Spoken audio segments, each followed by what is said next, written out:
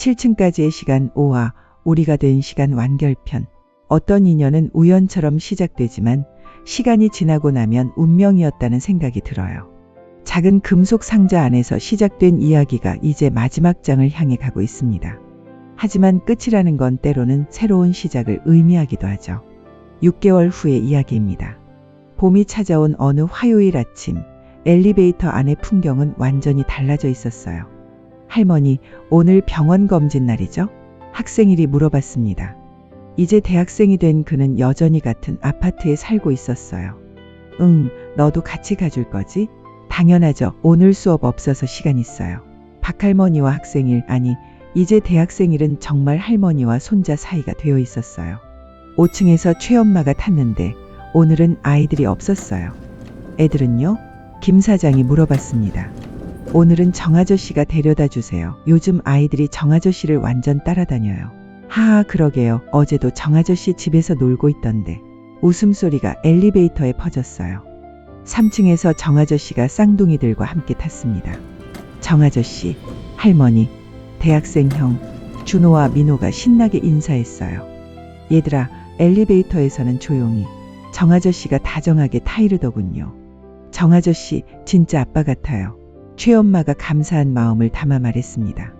저도 아이들이 있어서 행복해요. 정아저씨가 수줍게 대답했어요. 사실 요즘 정아저씨와 최엄마 사이에는 미묘한 기류가 흐르고 있었죠. 서로 좋아한다는 걸 모르는 사람이 없을 정도였어요. 1층에 도착해서 모두 내렸는데 김 사장이 말했습니다. 오늘 저녁에 우리 집에서 저녁 드실래요? 와이프가 요리 배워서 한번 대접하고 싶다고 하더라고요. 정말요? 최엄마가 놀랐어요. 네, 사실 와이프가 계속 궁금해했어요. 제가 맨날 우리 가족들 이야기만 해서. 김 사장의 와이프는 남편이 이웃들과 이렇게 가까워진 걸 정말 신기해했대요. 예전에 김 사장은 집에 와서도 일 걱정만 하던 사람이었거든요. 그날 저녁 김 사장 집에는 정말 모든 사람이 모였어요. 신아저씨까지도 일찍 퇴근해서 왔더라고요. 우와, 정말 넓어요. 쌍둥이들이 신기해했어요. 애들아, 함부로 만지면 안 돼. 최엄마가 주의시켰지만 김 사장 부인이 웃으며 말했어요. 괜찮아요. 집이 아이들 소리로 가득한 게 얼마나 오랜만인지 몰라요. 사모님도 자녀분이 있으세요? 박할머니가 물어봤습니다. 딸 하나 있는데 결혼해서 외국에 살아요. 손자도 있는데 1년에 한 번 볼까 말까 해요. 김 사장 부인의 얼굴에 아쉬움이 스쳤어요. 그럼 우리가 대신 효도할게요. 대학생일이 밝게 말했습니다. 정말? 당연하죠. 저희 진짜 가족이잖아요. 저녁 식사 중에 김 사장이 발표할 게 있다고 했어요. 사실 회사가 많이 좋아졌어요. 그날 따낸 계약 덕분에 연쇄적으로 좋은 일들이 생겼거든요. 와, 정말 축하해요. 모두가 박수쳤어요. 그래서 보너스도 생겼는데 우리 가족들과 함께 여행 가고 싶어요. 여행이요? 네, 다들 각자 힘든 일 있으실 텐데 한 번쯤은 여유롭게 쉬었으면 해서. 김 사장의 제안에 모두가 감동했어요. 그런데 저는 돈이? 최엄마가 걱정스럽게 말하려는데 김 사장이 손을 저었어요. 가족끼리 무슨 돈 이야기예요. 제가 다 준비할 테니까 편하게 생각하세요. 그래도 최엄마 그냥 고마운 마음으로 받아요. 박할머니가 말했습니다. 가족이면 서로 도와야지. 나중에 김 사장님이 힘들 때 우리가 도우면 되는 거야. 그렇게 해서 일주일 후 7명이 함께 제주도로 여행을 떠났어요. 공항에서부터 시작된 소동이 정말 재미있었죠. 할머니 휠체어 서비스 신청했어요. 대학생일이 챙기더라고요. 아이고, 그럴 거 없어. 할머니 다리 아프시면 안 되잖아요. 한편에서는 쌍둥이들이 신아저씨 손을 잡고 신나게 뛰어다녔어요. 신아저씨 비행기 타본 적 있어요? 준호가 물어봤습니다. 아니야, 처음이야. 저희도 처음이에요. 같이 처음이네요. 민호가 기뻐했어요. 비행기 안에서 박할머니가 조용히 말했어요. 평생 비행기 탈 일이 있을 줄 몰랐어. 앞으로 더 많이 타실 거예요. 저희가 모시고 다닐 테니까. 정아저씨가 말했습니다. 그런데 정아저씨, 최엄마가 조심스럽게 말을 꺼냈어요. 네? 요즘 많이 좋아졌어요. 아이들한테도 잘해주시고 저한테도. 저도 행복해요. 정말 오랜만에 가족이 생긴 것 같아서. 두 사람의 대화를 듣고 있던 다른 사람들이 미소를 지었어요. 제주도에서의 3일간은 정말 특별했어요. 첫날 저녁 펜션에서 바비큐를 해 먹으면서 김 사장이 말했습니다. 1년 전만 해도 이런 일이 있을 줄 몰랐어요.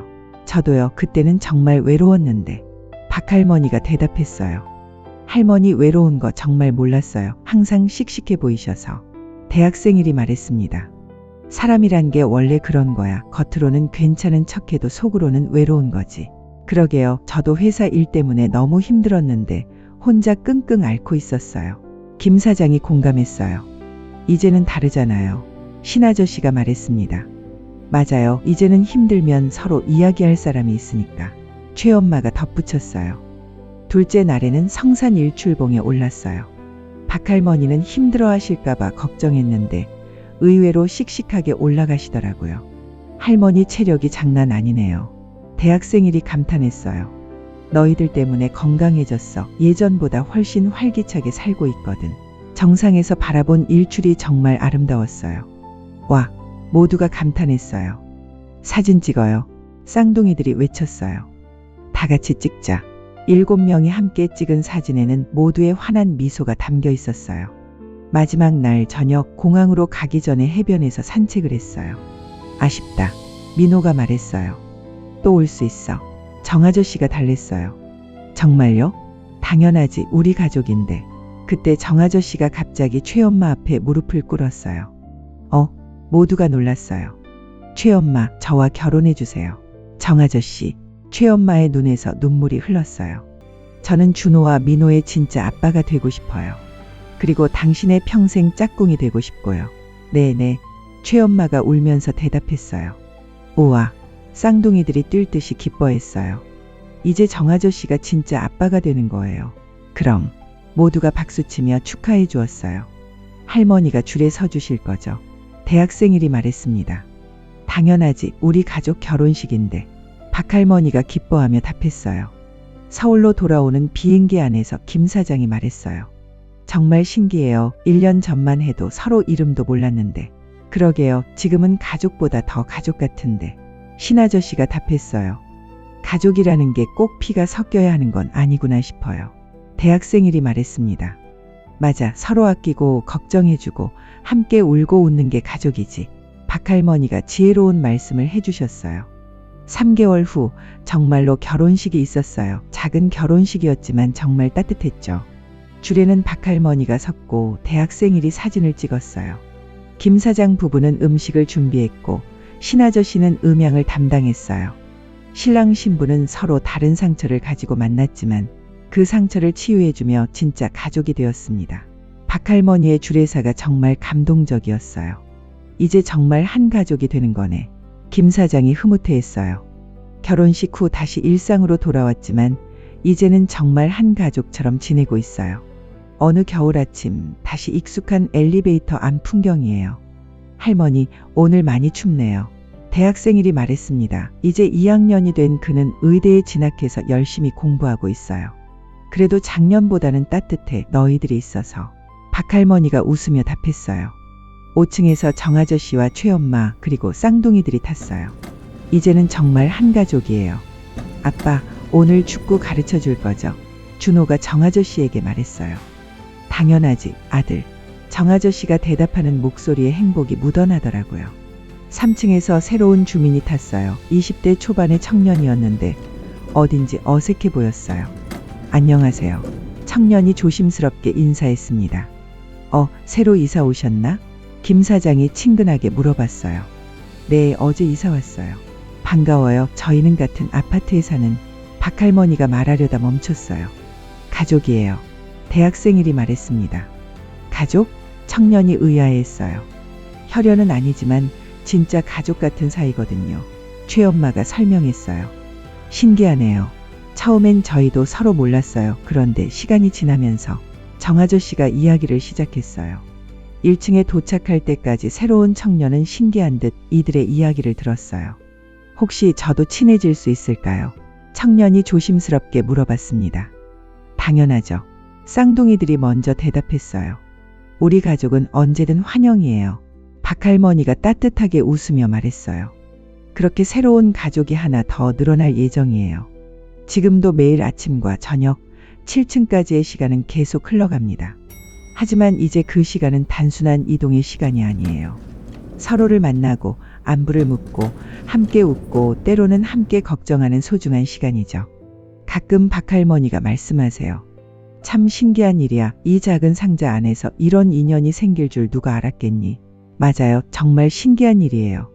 불과 몇 분간의 짧은 시간이지만 그 안에서 진짜 가족이 될 수 있다는 걸 보여준 이야기죠.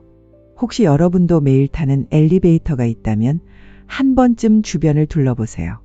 어쩌면 여러분에게도 새로운 가족이 될 수 있는 인연들이 기다리고 있을지 모르거든요. 그렇게 오늘도 7층까지의 시간이 흘러갑니다. 따뜻한 마음들이 오고 가는 세상에서 가장 특별한 작은 공간에서 말이에요. 그동안 7층까지의 시간을 시청해 주셔서 감사합니다. 다음 시리즈도 기대 부탁드리며 유익한 시간이었다면 좋아요와 구독 꼭 부탁드릴게요. 다시 한번 고맙습니다.